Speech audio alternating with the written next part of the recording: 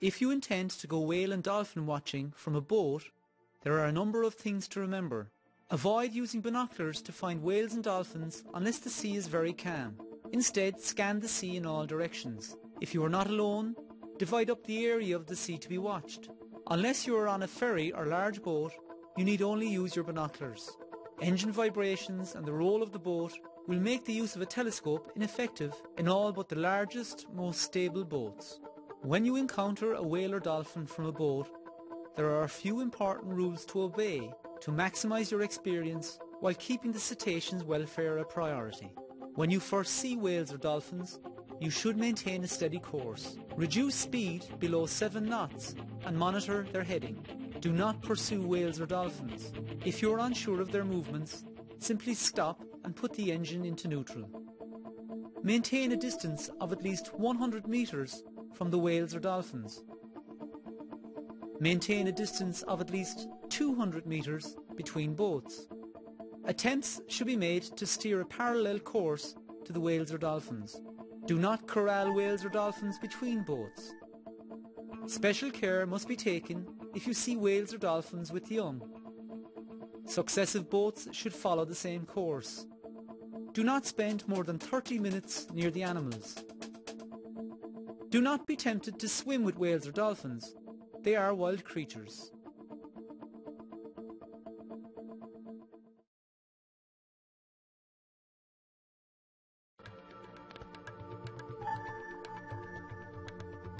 When looking for whales and dolphins, there are a number of signs to watch out for which might indicate their presence. Flocks of feeding seabirds will often indicate the presence of shoals of fish close to the surface, and this may often mean that whales or dolphins are nearby. As you scan the sea for whales and dolphins, you will notice that the waves generally move in the same direction. If a whale or dolphin surfaces, it might look like a wave moving in the wrong direction. When a large whale breathes out at the surface, it often leaves a cloud or plume of water vapour called a blow that will hang in the air for a short while. Smaller whales and dolphins may also blow at the surface.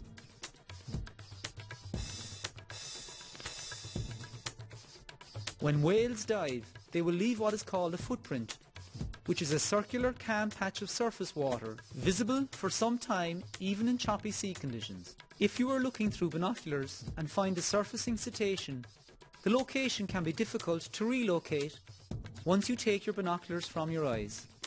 It is therefore important that before you start looking for whales or dolphins, that you check for any reference points on the sea, such as marker buoys, exposed rocks or anchored boats. Sometimes, due to the variations in surface conditions, the sea can show distinct light and dark areas, which can also be used as reference points. When looking for whales and dolphins, you are sometimes faced with a blank horizon. It is then a good idea to divide the horizon into the hours of the clock. This will provide a rough guide to the direction of a whale or dolphin sighting. Also note what percentage, if any, of the sky above the horizon occupies your field of view. This will give you an indication of the distance to your last sighting. For example, the dolphin surfaced at 11 o'clock quarter horizon. These techniques are particularly useful for communicating sighting information when watching with a group. Fin whales are usually seen alone or in loosely associated groups of up to 8 individuals, though over 20 have been seen together in the summer off the south coast. They eat a large range of prey such as krill, sand eels and herring. Fin whales do not usually breach. Note the diagnostic pale and dark baleen on the right jaw. This stranded animal shows their immense size.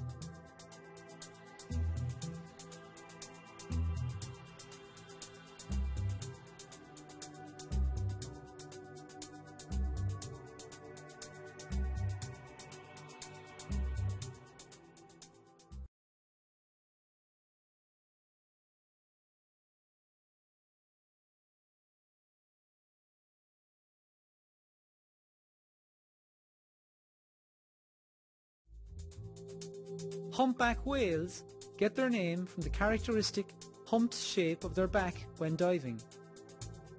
Note the mainly white pectoral fins are clearly visible underwater well before and after the whale surfaces.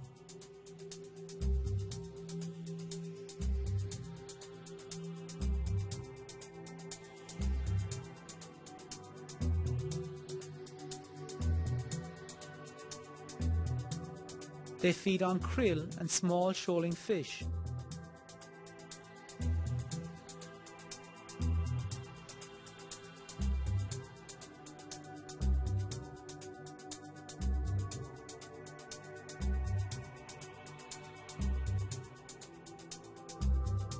They are the only large baleen whale species in Irish waters that commonly raise their tails high out of the water just before a deep dive.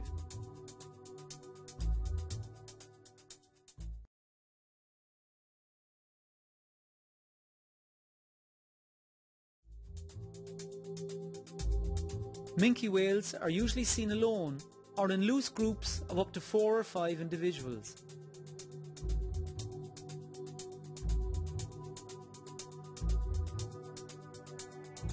They sometimes come so close to land that they can be heard blowing as they surface.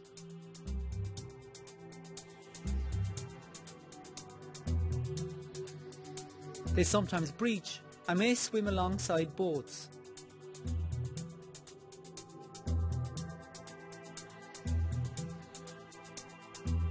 Note the diagnostic pale patches on the pectoral fins.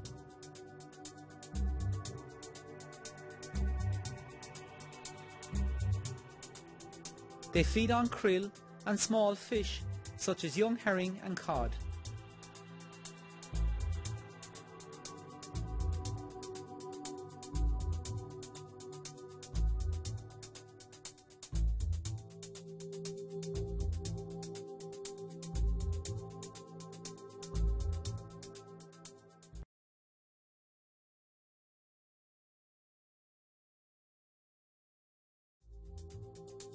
Common dolphins are rarely seen alone, preferring to travel in schools ranging in size from just a few to over 1,000. School sizes tend to increase in winter. They feed mainly on small fish and squid. They will bow ride boats and even large whales. They are often very vocal, their clicking sounds sometimes audible above water while bow riding. They can swim very fast, especially when hunting. They often jump clear out of the water.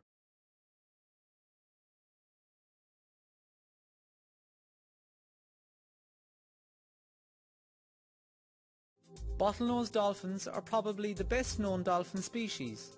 They are rarely seen alone, and there are many records of individuals befriending humans, such as fungi of Dingle Bay. They are famous for their aerial acrobatics.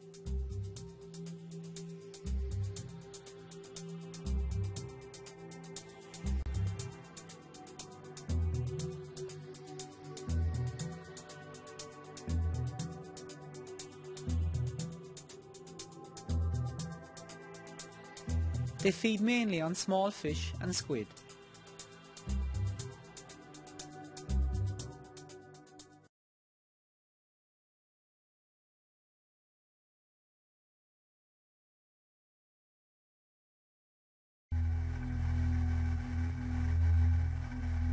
A quarter of the world's known cetacean species have been observed in Irish waters.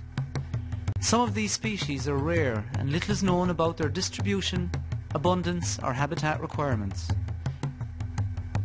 In order to find out more about cetaceans in Ireland, the Irish Whale and Dolphin Group has been coordinating stranding and sighting schemes since 1991. These schemes monitor the status of cetaceans in Irish waters and provide valuable information for their conservation.